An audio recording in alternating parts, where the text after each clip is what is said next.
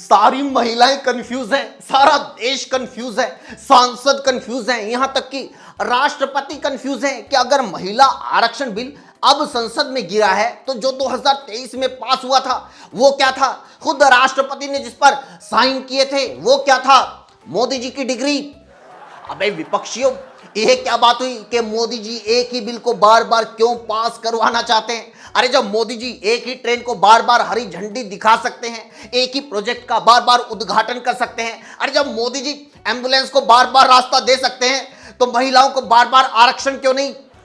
महिला विरोधी कहीं के सुधर जाओ, नहीं तो ना प्रज्वल रेवन्ना का शाप लगेगा, बिल्किस बानो के दोषियों की दुत्कार पड़ेगी, कठुआ के पापियों का प्रकोप चढ़ेगा, अंकिता के हत्यारों की हाय लगेगी, कुलदीप सेंगर की बद्दुआ मिलेगी, तुम लोगों को ना जेफरी एप्स्टीन का भूत काटेगा।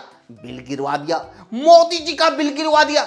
अबे कोई ऑपोजिशन की गवर्नमेंट है जो गिरवा दिया? ये कोई ईडी सीबीआई का छापा है जो गिरवा दिया? ये कोई मस्जिद या मजार है जो गिरवा दिया? अरे ये कोई मेरठ का सेंट्रल बाजार है जो गिरवा दिया? गिरवाने से पहले इतना तो सोच लेते कि सब कुछ गिरवाने का टेंडर किसके पास है। रुपए को गिरा के 95 पे पहुंचा दिया, इकोनॉमी को गिरा के 4 से 6 पे पहुंचा दिया। जी हां, पहले चौका फिर छक्का, अच्छी खासी इकोनॉमी का आईपीएल बना डाला। वैसे आईपीएल से ज्यादा एंटरटेनमेंट तो भाई संसद के स्पेशल सेशन में हुआ, क्योंकि संसद में डिलिमिटेशन और महिला आरक्षण बिल पे ये बोली, जी हां, कंगना रनौत, ये मोदी की मोच, ये बीजेपी की पांडुलिपि जो ना किसी के समझ में आती है और ना ही कोई समझना चाहता है। नमस्कार दोस्तों, स्वागत है आपका रिपोर्टर के महेंद्र सिंह शो में। आज के शो में हम एक बार फिर कंगना रनौत की बात करेंगे, साथ ही कई और नेताओं की बात करेंगे जिन्होंने मोदी जी और महिलाओं के बारे में ऐसा कुछ बोल दिया, इतना कुछ बोल दिया कि जिसे सुनने के बाद खुद मोदी और महिलाएं कंफ्यूज हैं। और मोदी जी तो इतने कंफ्यूज हैं कि उन्होंने बिल पास करवाने के लिए सभी सांसदों से अपील कर डाली कि आप लोग बिल के बारे में सोचते हुए अपनी मां, बहन, बेटी और पत्नी का स्मरण करें। पत्नी का स्मरण, सीरियसली विपक्ष ने बोल दिया सच सेम टू यू। बिल गिरने के बाद वो सारे मीडिया वाले भी विपक्ष को गरिया रहे हैं जो 2023 में बिल पास होने का जश्न ऑलरेडी मना चुके हैं। सुशांत सिन्हा ये विपक्ष को ज्ञान दे रहा है। ये इसको देख के चैनल के चौकीदार ने इस्तीफा दे दिया था, बोला या तो मुझसे भी एंकरिंग कराओ, नहीं तो इसे भी गेट पे बैठाओ। बोला ऐसे आदमी को आपने एंकर रखा हुआ है जिसके चेहरे पे ही लिखा है चप्पल बाहर उतारें। ऐसा आदमी गेट पे दिख जाए तो गेस्ट अपने आप ही यू टर्न मार लेते हैं, सॉरी रॉन्ग एड्रेस। ऐसे चौकीदार होते हैं जिन्हें मालिक काम पे रख के बोर्ड पे झूठ माट का लिखवा लेता है, कुत्तों से सावधान। ऊपर से ऐसे लोगों को मालिक का ये जोक समझ में भी नहीं आता, खुद ही सेल्फी लेके फेसबुक पे डालते हैं, मेरा नया ऑफिस, ये बोर्ड और मेरी नौकरी साथ ही लगे थे। खैर, सुशांत बोल रहा है कि विपक्ष को पता था कि 2023 में बिल पास होने के बावजूद महिलाओं को आरक्षण नहीं मिलेगा, इसलिए जब आरक्षण देने की बारी आई तो विपक्षियों ने 3-5 करके रोक दिया। यानी कि इंगेजमेंट में तो साथ दे दिया, लेकिन जब फेरों की बारी आई तो शादी रुकवा दी। अबे जब पता चल गया कि लड़के की आदत है लड़की को छोड़ के भागने की, तो उसकी शादी को रुकवा ही देना चाहिए। और वैसे भी शादी के लिए तो सभी तैयार थे। 2023 में सभी ने कह दिया था कि लड़की की उम्र हो चुकी है, लड़की कंवारी है, शादी करो। ये तो बीजेपी ही है जिसने बेवजह अब शादी के लिए डिलिमिटेशन की शर्त रखी। ये तो बीजेपी ही है जो कह रही है कि शादी बाद में करेंगे, पहले लड़की को मां बनने दो। बिल तो पास नहीं हुआ और फ्यूचर में होगा या नहीं होगा, लेकिन बिल पर चर्चा करते हुए सांसदों ने महिलाओं के लिए इतनी बड़ी बड़ी बातें बोल दी कि भाई उनको सुन के लोगों के घरों में झगड़ा पक्का होगा।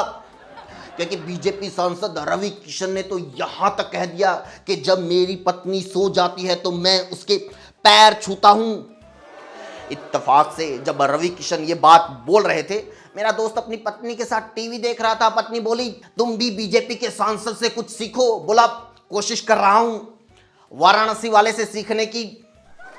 मेरा मतलब है, रवि किशन ने कहा है कि बीवी जब सो जाती है, गहरी नींद सो जाती है, तब पैर छूता हूं। बीवी बोली मैं भी तो गहरी नींद सोती हूं, मेरे क्यों नहीं छूते? बोला एक बार चैन की नींद सो के देखो।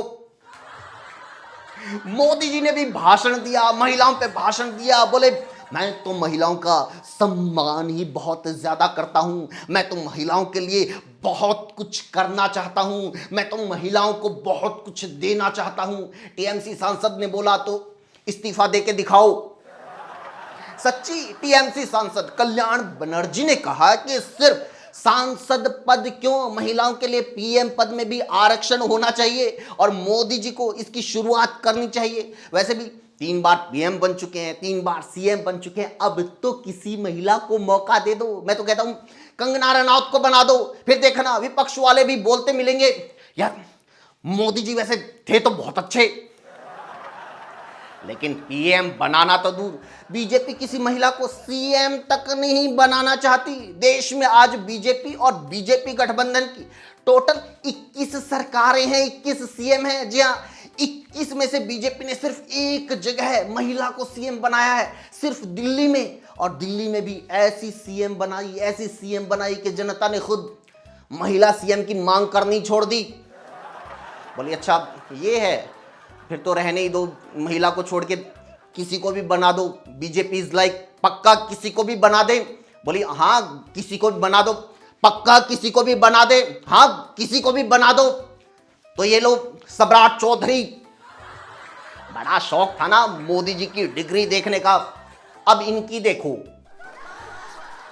क्या कभी भी महिलाओं के लिए ऐसा स्वर्णिम काल जिसे अमृत काल कहा जाता है, मैंने कहा आप दिल पे हाथ रख के बताइए कि isn't it the best time to be a woman? सही कहा, इससे स्वर्णिम काल। और क्या होगा, बलात्कारियों के समर्थन में खुद पीएम रैली कर रहे हैं, बलात्कारियों को खुद सरकार जेल से रिहा कर रही है, बलात्कारियों को जेल से बाहर निकाल के चुनाव जीते जा रहे हैं, महिलाओं को नंगा दौड़ाया जा रहा है, सड़क पे घसीटा जा रहा है, डंडों से पीटा जा रहा है। यही तो वो अमृत काल है जिसके लिए महिलाएं 16 सोमवार का व्रत रखती थी। यही तो वो स्वर्णिम काल है जिसके लिए महिलाएं 16 श्रृंगार करती थी। यही तो वो सतयुग था जिसके लिए महिलाएं दुर्गा, काली, अंबा, सरस्वती, भवानी का अवतार लेकर आती थी। और देखो काल और युग की बातें भी कौन कर रहा है, कंगना, जिनके लिए दुनिया का कैलेंडर ही 2014 में शुरू हुआ। और 2014 से पहले यहां तो डायनासोर रहते थे। चाहे हम लोग आज भी हर दिन पेपर में पढ़ते हैं बेटियों को जहर देके मार दिया गया, चाहे हम हर एक महिला के दिल में एक दर्द है। एक सेकंड मैडम, आपकी जुबान से दिमाग की इनकमिंग बंद है क्या?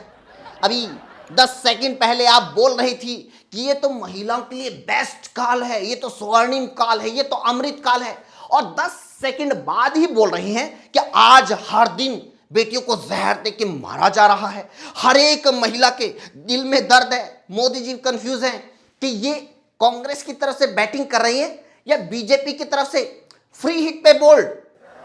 नरेंद्र मोदी जी के नेतृत्व में जो एनडीए की सरकार ने किया है, मुझे हमारी एक बहुत ही चर्चित फिल्म है, फिल्म इंडस्ट्री की दिलवाले दुल्हनिया ले जाएंगे, उसमें एक डायलॉग है कि जा सिमरन तू जी ले अपनी जिंदगी। ये लो बीजेपी वालों, ये लो और बना लो इनको सांसद, और दो मुंबई से बुला के टिकट। जिन मोदी जी को पूरी बीजेपी भगवान का अवतार, राम का अवतार, विष्णु का अवतार, पता नहीं ये अवतार वो अवतार क्या क्या बोलती है, उन्हें कंगना ने एक ही झटके में बोल दिया ये तो अमरीश पुरी हैं, क्योंकि ये डायलॉग तो अमरीश पुरी का ही था और मूवी का हीरो शाहरुख खान था।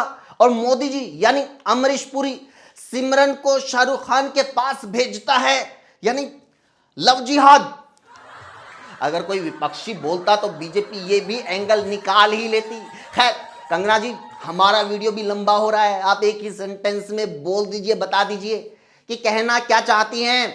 कि प्रधानमंत्री जी से बड़ा कोई भी फेमिनिस्ट नहीं है। ये हुई ना बात, मोदी सबसे बड़े फेमिनिस्ट हैं, मोदी सबसे बड़े इकोनॉमिस्ट हैं, मोदी सबसे बड़े साइंटिस्ट हैं, सबसे बड़े टूरिस्ट हैं, सबसे बड़े कम्युनिस्ट हैं, केमिस्ट हैं, जर्नलिस्ट हैं, परफेक्शनिस्ट हैं, आर्टिस्ट हैं।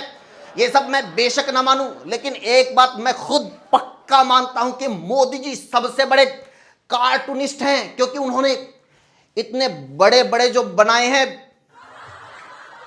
इसी के साथ वीडियो में इतना ही दोस्तों। कैसी लगी कमेंट करके जरूर बताइए और लोगों तक पहुंचाइए वीडियो को, शेयर कीजिए, लाइक कीजिए, प्लीज कमेंट जरूर कीजिए, क्योंकि काफी लंबे गैप के बाद हमने वीडियो बनाई है, इसकी कुछ तो व्यूअरशिप आनी चाहिए। जुड़ने के लिए चैनल को जरूर सब्सक्राइब कीजिए। Thank you so much.